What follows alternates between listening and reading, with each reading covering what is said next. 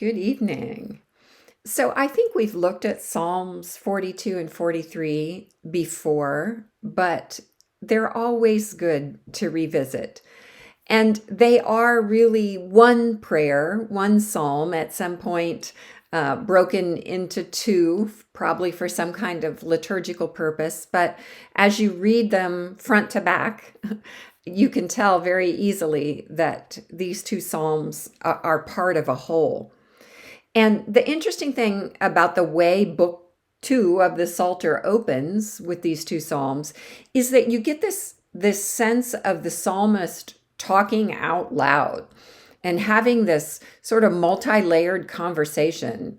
The psalmist talks to himself, the psalmist talks to God, and anticipates a time when he will actually talk publicly to the whole people of God. And it's almost like we get to peel off the top of the psalmist's head and just kind of peer in at the dialogue that's going on in his inner self. So there are a couple realities that lie behind these two psalms. One is the external reality, what's going on in the psalmist's circumstances and in his life. And then there's the internal reality, most of which is his response to the external reality. So he talks about the external reality, the stuff that's happening around him and to him, in terms of tears that never stop, and of being the object of scorn and laughter from people who are looking at his dismal circumstances and saying, well, either your God can't take care of you or your God has abandoned you because you're in a mess. And so there is then that sense of religious and spiritual angst that is created by the circumstances of his life. And Psalm 43, the very first verse, makes clear that whatever this is that's going on, that the psalmist is the victim of unjust and deceitful actions by other people against him. So there's a real sense that the psalmist is experiencing very real oppression and injustice and unfair treatment of some sort. But then there's the internal reality.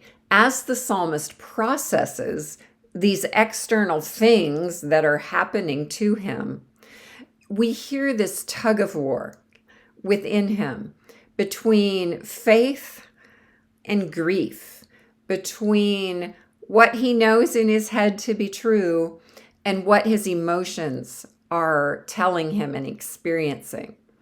And he describes this internal state in the refrain, which we hear in Psalm 42, verse 5, verse 11, and then at the end of Psalm 43. 3 times he says, "Why are you cast down, O my soul?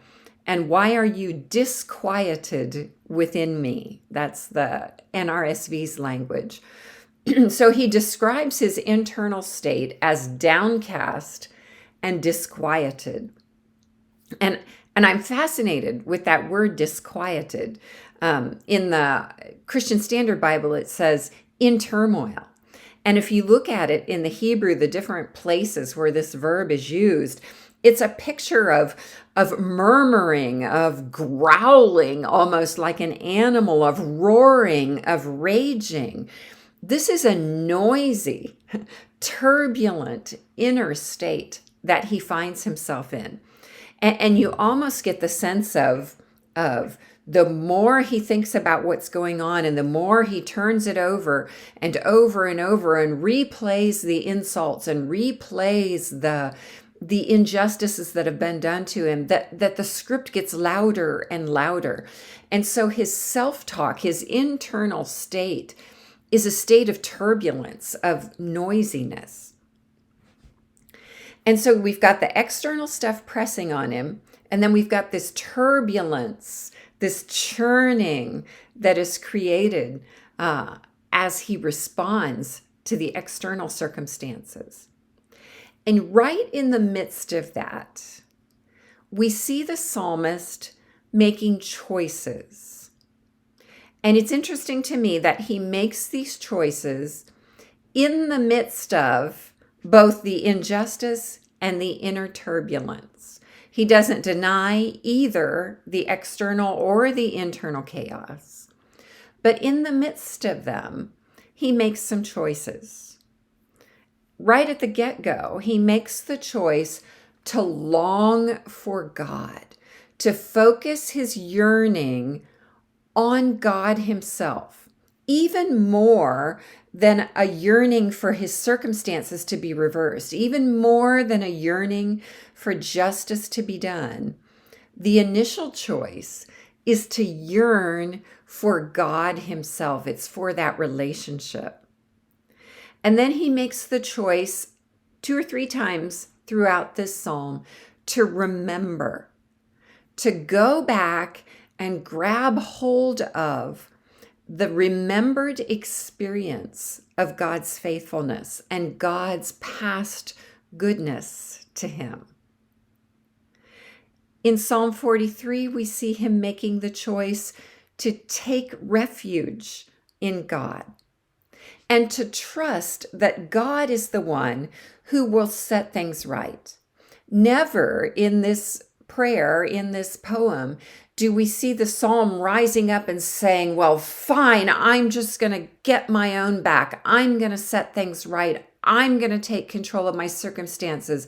I'm going to get vindication. We see the psalmist saying, rather, I am taking refuge in you because I trust that you are the one who will set things right. And then 3 times we see him making the key choice to hope in God. And we've talked before about how hoping and waiting are intimately linked together. And 2 things struck me this time about these choices that the psalmist makes in relationship to his experience, both of the external injustice and of the internal churning that's happening in response to that. One is that he does not stuff or ignore his internal turmoil. 3 times he acknowledges what's going on inside him, the disquiet, the noise, the turbulence, the mourning that he's experiencing. So he doesn't try to stuff that or put it aside or say, well, I can't really talk about that because that's not a worthy religious response. He acknowledges fully and openly and multiple times what his internal state is. But then the other side of that is he doesn't leave that unchallenged or unexamined. Every time he acknowledges that his internal state is disquieted and disgruntled and disrupted, it's in the context of the question, why? Go back to the refrain. 3 times he says, why are you cast down, O my soul? And why are you disquieted within me? And so he brings out his internal state and he evaluates it in the light of who God is, faithful, just, good, proven, and true. And so he experiences and expresses to the full what he's experiencing, but he does not allow that inner turbulence to then chart his course of action. In the midst of that turbulence, he makes the choice, hope in God, take refuge in God. So I think this has a lot to say to us, that we must be honest with ourselves and with God in prayer about the noise and the turbulence and the churning that's happening within us because of external circumstances. But that we don't then allow that turbulence to go unexamined or unchecked in our experience.